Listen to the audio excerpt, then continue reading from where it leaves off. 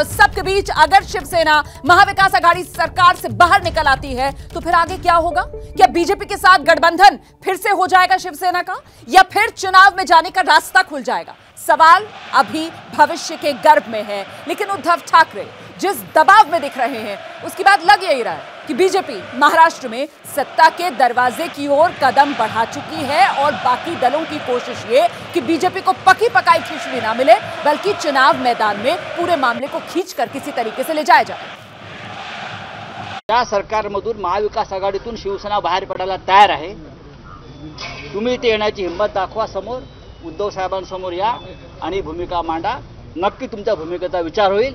24 तासात परत या। शिवसेना के प्रवक्ता संजय राउत ने बड़ा बयान देकर गेंद शिंदे कैंप के पाले में डाल दी है। फैसला गुवाहाटी में बैठे एकनाथ शिंदे को लेना है। अब सवाल ये है कि अगर शिवसेना टूटने से बचने के लिए महाआघाड़ी से बाहर निकलने का ऐलान कर देती है तो फिर महाराष्ट्र की सियासी तस्वीर क्या होगी? शायद इसी सवाल का जवाब मुंबई में बीजेपी के नेता तलाश रहे हैं। आज सुबह से ही मुंबई में पूर्व सीएम और बीजेपी नेता देवेंद्र फडणवीस के घर पर बीजेपी नेताओं की लगातार मीटिंग चल रही है। सूत्र बता रहे हैं कि मीटिंग में सरकार बनाने की संभावनाएं तलाशी जा रही है। सिर्फ शिंदे गुट के भरोसे नहीं रहना चाहती बीजेपी। निर्दलीय और अन्य विधायकों से भी बातचीत, अपने स्तर पर भी नंबर जुटाने की तैयारी। खेल पर्दे के पीछे चल रहा है, लिहाजा कैमरे पर पार्टी के नेता इस तरह की बातों से अभी इनकार ही कर रहे हैं। हम सरकार बनने का दावा विवाह अभी कुछ नहीं कर रहे हैं। हम वेट एंड वॉच, ये भूमिका हमारी है। हमारा एकनाथ शिंदे से हमारी कोई बात नहीं हुई, बात करने का ये समय भी नहीं है। लेकिन राज्य के अलग इलाकों से जो तस्वीरें सामने आ रही हैं, उसमें बीजेपी के कार्यकर्ता देवेंद्र फडणवीस के सीएम वाले पोस्टर लगा रहे हैं। ये तस्वीरें पुणे से आई है, जहां बीजेपी समर्थक नेताओं ने देवेंद्र फडणवीस के मुख्यमंत्री बनने की कामना की है। कुछ इसी तरह के पोस्टर बीजेपी समर्थकों ने औरंगाबाद में भी लगाए हैं। अगर शिंदे के दबाव में उद्धव झुकते हैं और महाविकास आघाड़ी से बाहर निकलने का फैसला कर लेते हैं, तब बीजेपी की सरकार इनके समर्थन से बन जाएगी। अगर शिंदे और उद्धव एक साथ नहीं भी आते और शिंदे विधायक दल को तोड़ लेते हैं, तो फिर बीजेपी की सरकार बन सकती है। शिंदे इस वक्त शिवसेना में सबसे मजबूत हैं। उनके साथ शिवसेना के कुल 38 विधायक माने जा रहे हैं। इसके अलावा 7 निर्दलीय भी गुवाहाटी के होटल में मौजूद हैं। आंकड़ों के लिहाज से शिंदे की शिवसेना विधायक दल पर मजबूत पकड़ है। 2019 में शिवसेना और बीजेपी ने मिलकर विधानसभा चुनाव लड़ा था। बाद में सीएम के सवाल पर दोनों पार्टियां अलग हो गई और फडणवीस ने अजीत पवार के साथ मिलकर सरकार चलाने की नाकाम कोशिश की। बाद में उद्धव ठाकरे ने एनसीपी और कांग्रेस के साथ मिलकर विचारों से समझौता करते हुए मुख्यमंत्री बन गए, लेकिन अब वो विचार ही उन पर भारी पड़ गए हैं और भाजपा अपने लिए अवसर तलाश रही है।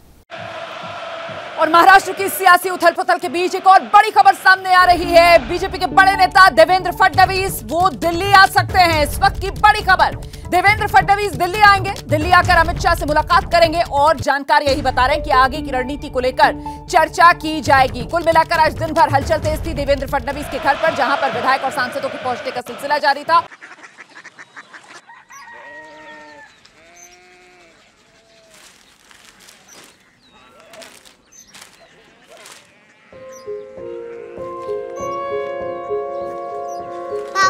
बाबा कोरिया सिटी जानी ना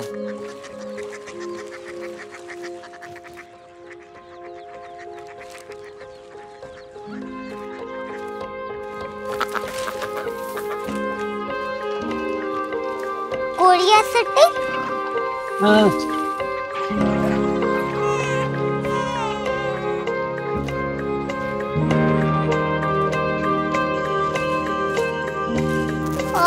कोरिया सिटी कहाँ पे है? शहर अंग्रेजी लगे हैं।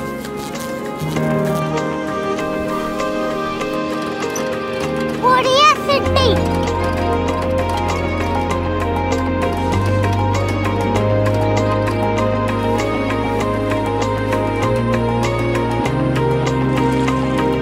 वो बहुत दूर है।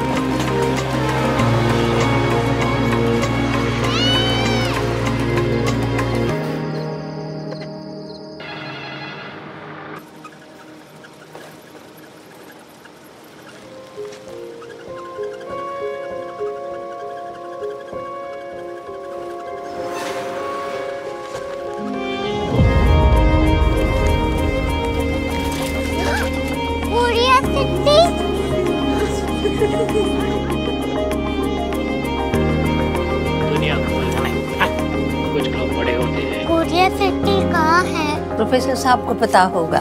हो, ये छोटा वाला ग्लोब लगता है। और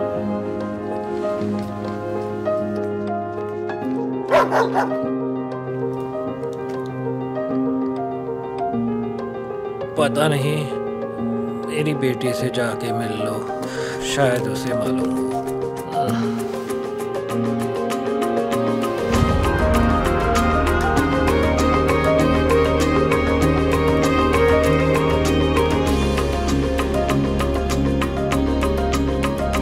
हाय, बाबा ने भेजा है।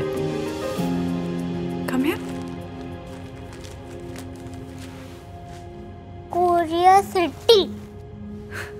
कोरिया सिटी नहीं, क्यूरियोसिटी। वो क्या? That's what brought you here? जो तुम्हें यहाँ तक ले आया। क्यूरियोसिटी।